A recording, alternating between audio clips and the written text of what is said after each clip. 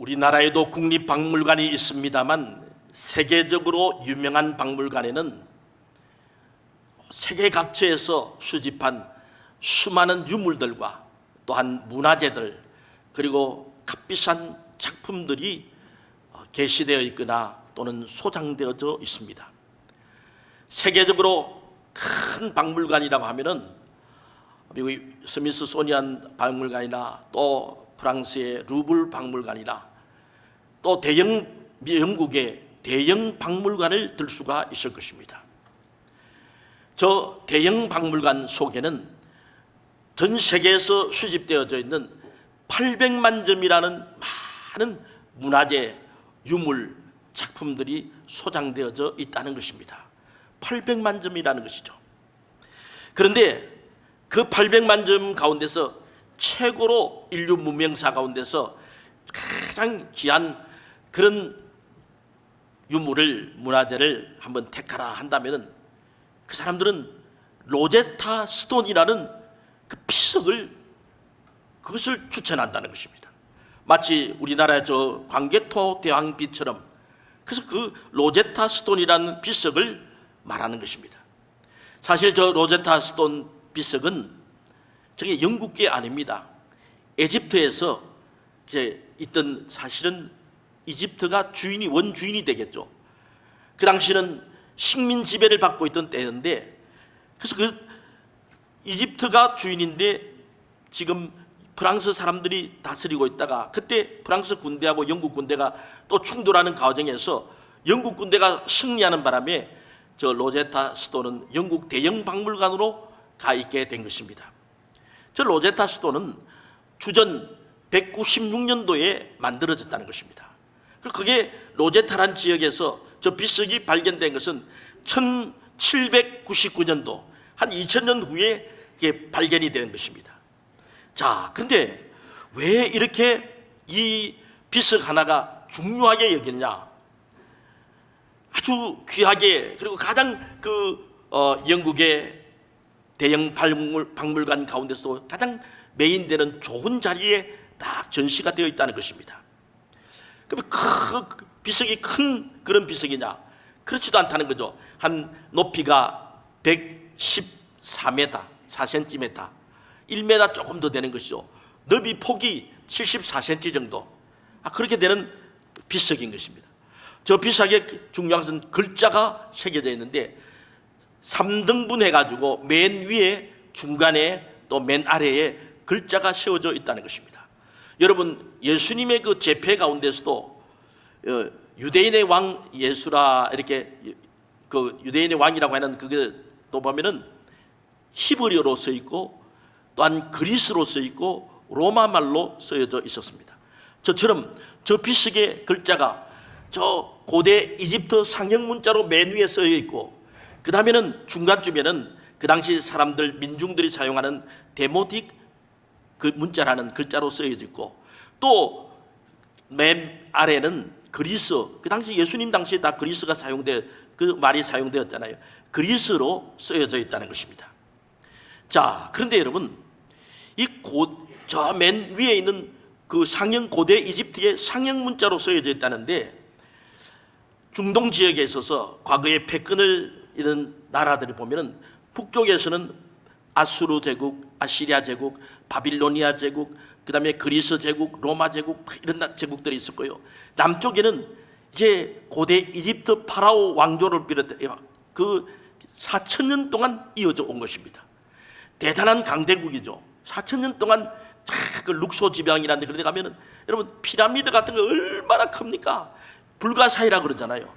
그런 모든, 또 알렉산드리아 지역이나 이런 데 가면은 그 당시도 가장 큰 도서관이 있었다고, 불타고 나중에 불탔다 했는데, 그런 대단한 문명과 문화를 가지고 있었던 제국이었습니다.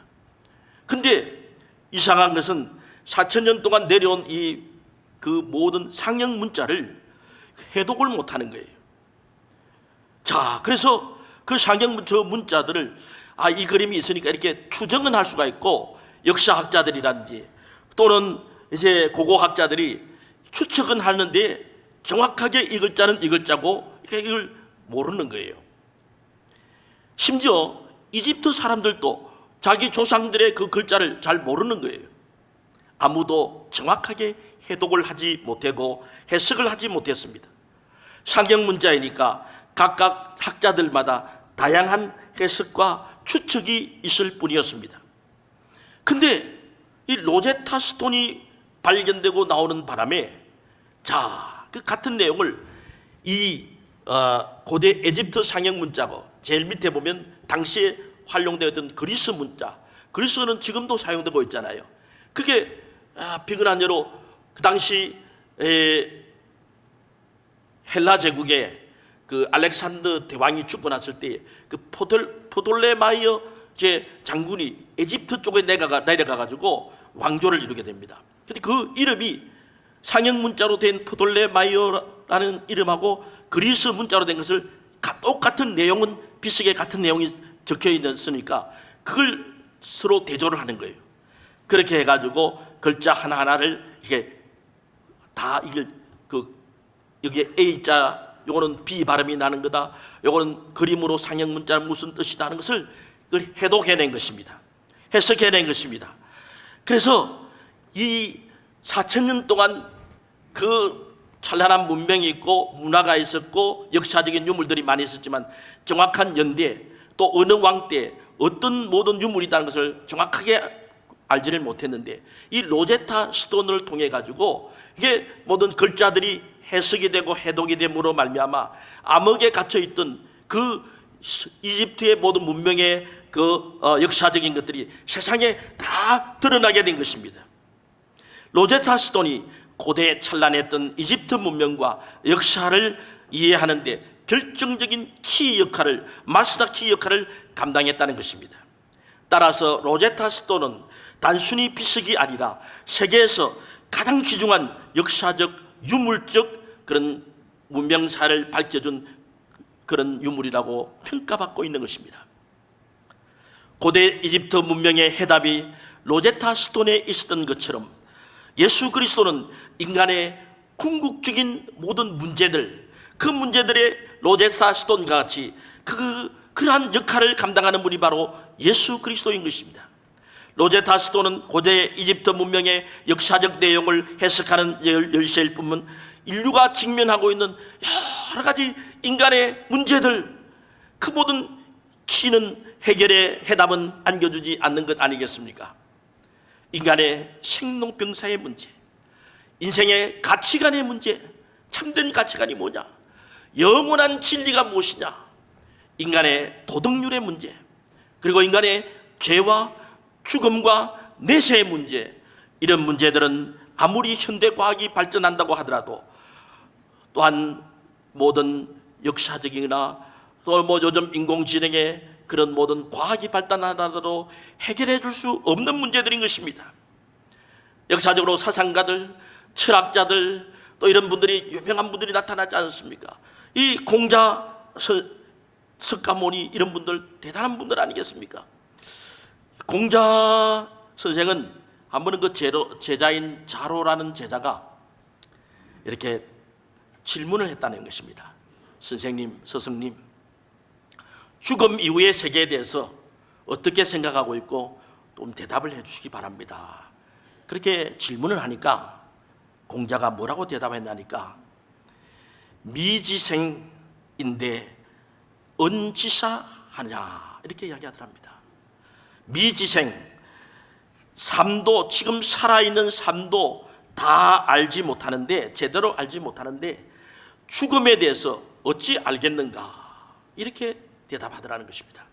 이 대답은 공자의 모든 사상과 철학은 이제 현세의 도덕률이라든지 또한 여러 가지 가치관에 대해서 말하고 죽음 이후의 그런 모든 문제에 대해서는 대답을 주지 못하는 것이라는 것이죠. 석가모니도 인생의 모든 삶을 고해라고 이야기했지 않습니까? 쓴 바닷물과 같다. 인간의 모든 집착과 탐욕 때문에 참 인생들은 이 고해와 같은 삶을 살아간대. 근데 이 고통과 여기에서 모든 열반이 되고 해탈이 되려고 하면은 사성체라든지 이 팔정도를 지켜야 된다. 이 팔정도를 보면은 우리 꼭 십계명 좀 비슷해요. 뭐 간음해서는 안 된다, 생명을 죽여서는 안 된다, 뭐 이런 내용들이 쭉 나타나고 있거든요. 여러분, 그런데 과연 어떤 인간이, 어떤 사람이 그 모든 계명들을, 계율들을 다 지킬 수가 있습니까? 완벽하게 지켜야 되는데 그런 사람이 어디 있습니까? 자, 그게 불가능한 것이죠. 그래서 이것도 또한 석가모니의 모든 방법도 우리에게 완전한 해답을 주지 못한다 할 수 있을 것입니다. 뿐만 아니라 세계의 유명한 석학들, 또한 돈이 많은 재벌들, 그리고 능력 있는 학자들, 모든 이런 사람들도 인생의 궁극적인 문제를, 그 모든 것이 해결함의 해답이 어디 있는가를 찾고 찾았습니다만 결코 발견하지 못하고 후회하면서 그들의 생을 마무리해야만 했던 것입니다.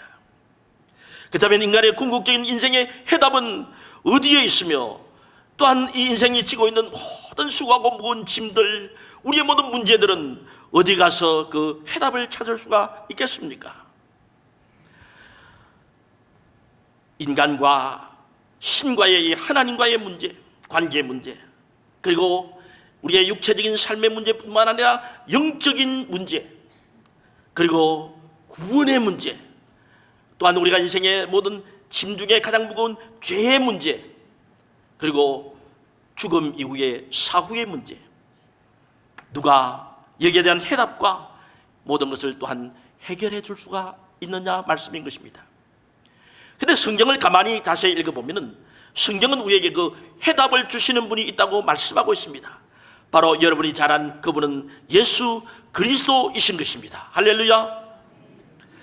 예수 그리스도는 우리의 모든 수고와 무거운 짐을 다 들어주고 궁극적으로 죄의 문제를 해결해 줌으로 말미암아 우리를 마침내 구원의 길로 인도해 주신 것입니다.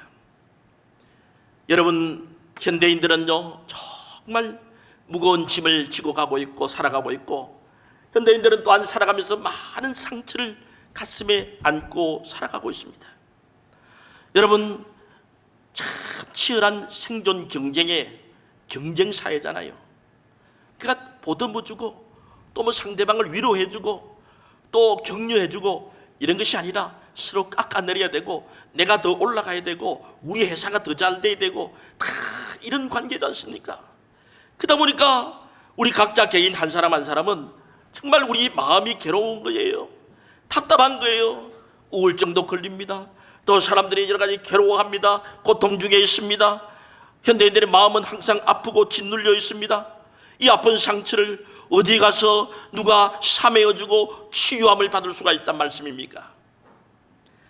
넥타이 매고 신사처럼 우리가 다 그럴듯하게 출근하고 있고, 참 화장을 깨끗하게 하고 예쁘게 해가지고 깔끔하게 고운 옷 입고 외출한다고 하지만서도 우리 모두에게는 다른 모든 사람들로부터 받은 상처, 아픔, 다 이런 모든 것들을 간직하고 살아가고 있는 것입니다.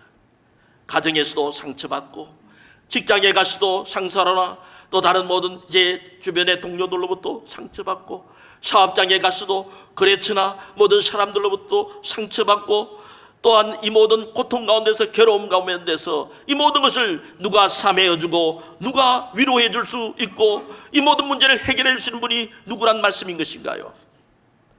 그런데 성경은 우리에게 말씀해 주고 있습니다.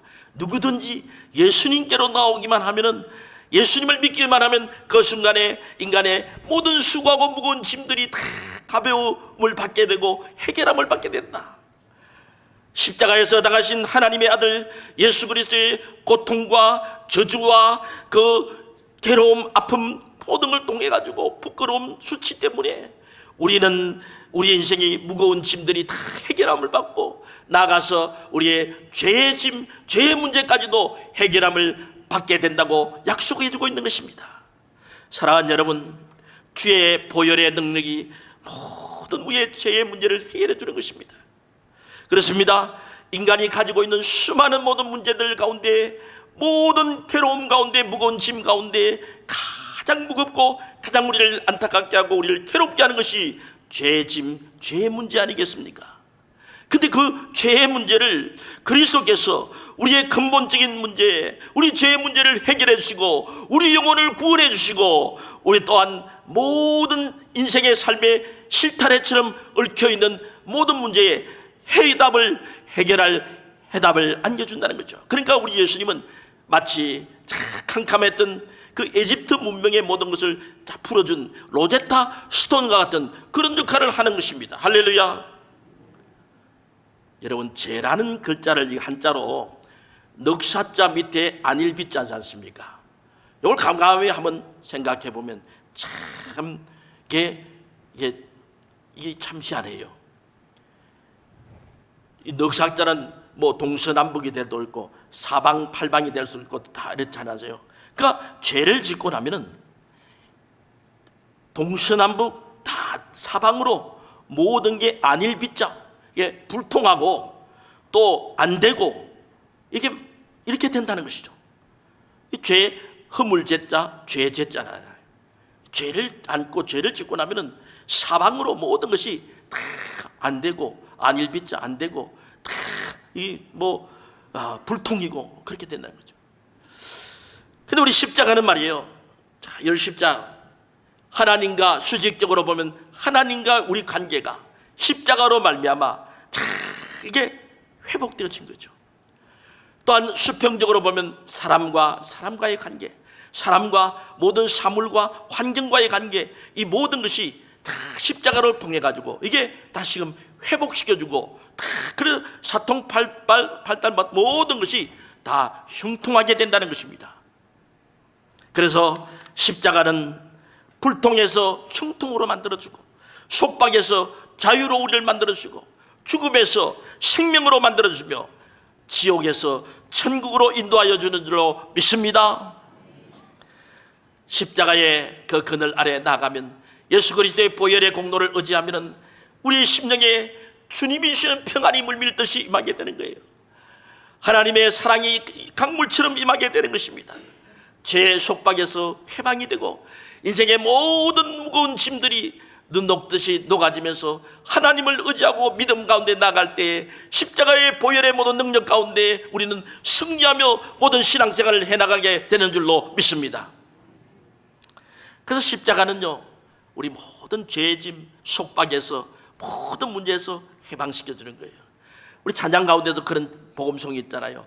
해방되었네 해방되었네 죄와 사망의 법에서 해방되었네 해방되었네 죄와 사망의 법에서 할렐루야.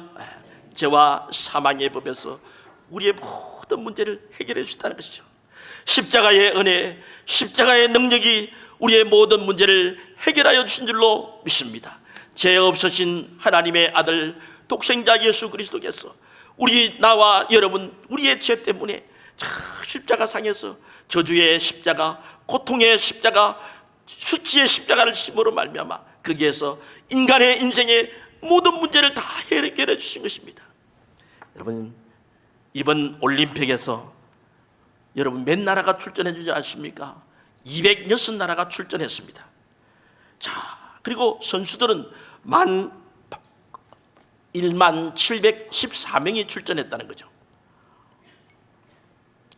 그 선수들은 각 나라를 대표한 사람들입니다.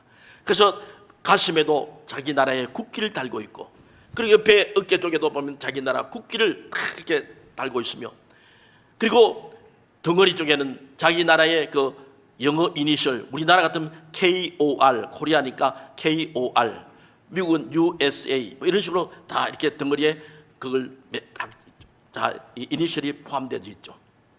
근데 유럽의 여러 나라들을 보니까 그 국기 나중에 메달 달고 이러면 태극기처럼 이렇게 국기가 개양되잖아요.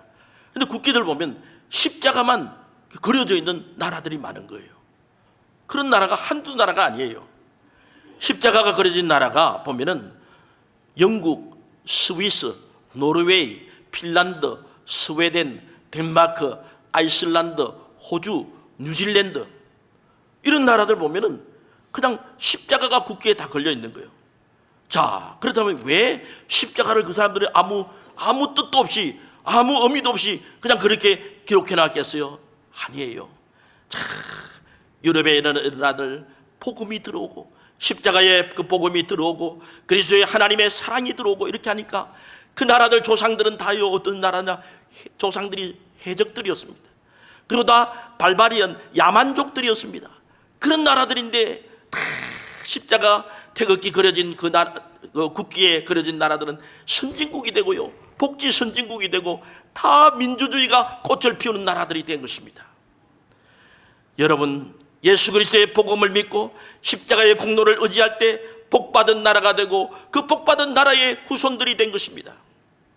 우리나라도 보면은 참 감사한 것은 비록 우리나라 국기에 태극기에 십자가는 없다 할지라도 여러분, 우리나라 다 국기가 올라가 애국가가 펼쳐지잖아요. 그러면 동해물과 백두산이 마르고 닳도록 하나님이 보호하사 우리나라 만세, 우리나라 국가에 여러분 하나님이 보호하사 우리나라 만세. 영국 국가에는 신이시여 하나님이여 여왕을 보호하소서 이런 가사는 있습니다만 이 나라를 보호해달라고 그 국가에 그 가사가 기록된 나라는 없는 것입니다.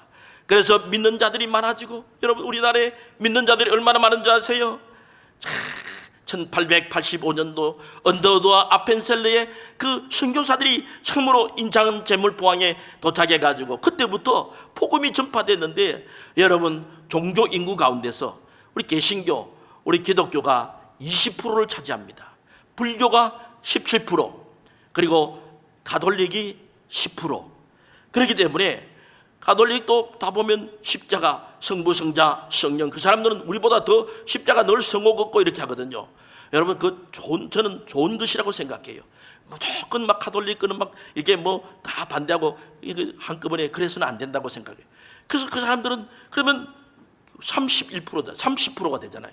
우리 종교 인구의 옛날에는 다 불교라 그랬는데 17%밖에 안 되고, 기독교하고 가톨릭을 하면 30%가 이게 십자가, 이 보혈의 공로를 의지하는 그 신앙을 가진 사람들인 거예요. 그러다 보니까 하나님께서 우리나라를 참 복을 주시기 시작했습니다, 여러분. 그래서 6.25 동란 이후에 미국 원조 그게 예산의 절반을 차지하던 나라가 다 거지처럼 다른 사람 원조받고 이런 나라가, 여러분 이제는 세계 10대 안에 경제 대국이 됐고, 이번에도 보니까 여러분 금메달 어제까지 13개를 땄고요. 그리고 지금 7번째 중국이, 그 다음에 미국이, 그 다음에 오스트레일리아, 일본, 그 다음에 프랑스, 영국, 그 다음에 이런 대단한 나라들 아니겠어요? 그 다음에 대한민국이에요. 할렐루야.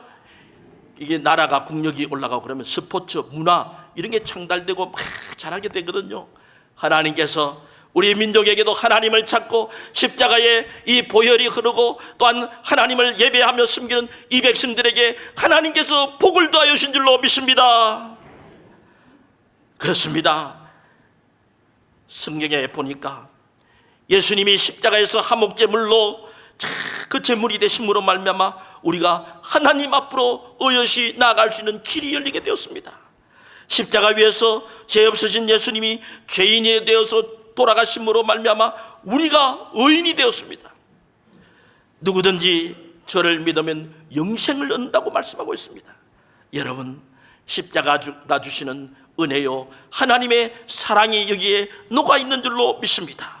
그러므로 예수님이야말로 모든 인생의 인간의 궁극적인 문제에 해결을 해주는 그 실마리가 되는 로제타 스톤이 그런 역할을 감당하고 있는 줄로 믿습니다.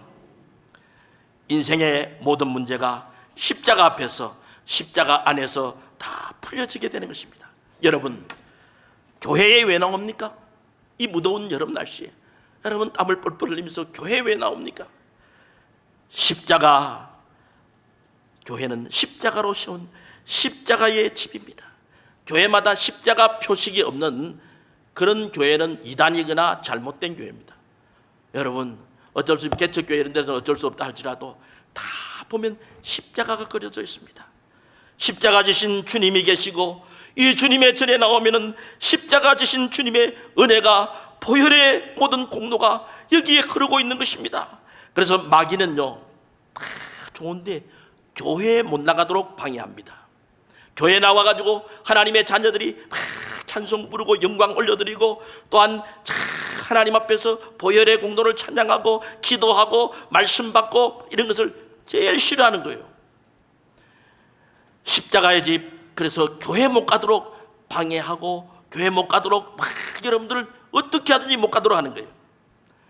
그러나 여러분이 교회에 와서 십자가의 공로를 의지하고 주님의 그 사랑을 생각하면서 믿음으로 나아가게 되면은 마귀의 권세에서, 사탄 마귀의 모든 우리의 공격하는 곳에서 우리가 해방되고 능히 대적하며 승리하게 되는 줄로 믿습니다. 여러분, 우리는 사탄을 이길 수가 없어요. 지혜도 우리보다 더 많습니다. 능력도 우리보다 강합니다. 우리는 어떻게 이길 수 있느냐? 우리를 또한 늘 공격합니다. 우리를 유혹합니다. 넘어지게 합니다. 이길 수 있는 방법은 십자가로 무장해야 되는 거예요. 교회에 나와서 십자가 그늘 아래에서 우리가 믿음으로 살아가야 되는 것이에요. 또한 십자가의 공로를 의지하며 주님의 보혈의 공로를 의지하는 심령들에게는 주님께서 살찌고 피 흘리고 채찍에 맞으심으로 말미암아 그게 치유가 임하게 되고 하나님이 주시는 사랑과 하나님이 주시는 평안이 임하게 되는 거예요. 세상에 염려와 근심이 많지라도 내 영혼 평안에, 내 영혼 평안에 하나님이 주시는 평안이 임하게 되는 것입니다. 여러분, 십자가 앞에 나오기만 하면 우리가 정말 이렇게 무장해야 되는데 그 어정쩡한 성도 말고요, 세상을 한 발 담그고 또 주님 교회에 한 발 담고 이러면 안 돼요. 정말 진실되게 믿음을 가지고 하나님 앞에 나오게 된다면요, 마귀 권세가 다 물러가게 되고 하나님께서 여러분들 한 사람 한 사람 세상 가운데서도 승리하게 되는 하나님의 역사가, 십자가의 능력이 여러분들에게 임하게 될 줄로 믿습니다.